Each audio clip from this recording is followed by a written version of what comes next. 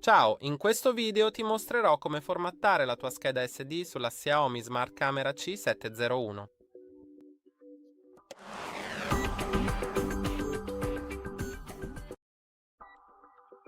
Ok, se vuoi formattarla, clicca sui tre puntini nell'angolo in alto a destra, poi vai su Gestisci Archiviazione, ora Stato scheda, e adesso potrai trovare l'opzione Formatta scheda SD.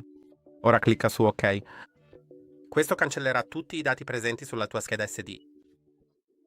Inoltre è necessario se inserisci una scheda per la prima volta nella fotocamera, perché deve creare il database sulla scheda affinché funzioni correttamente con la fotocamera.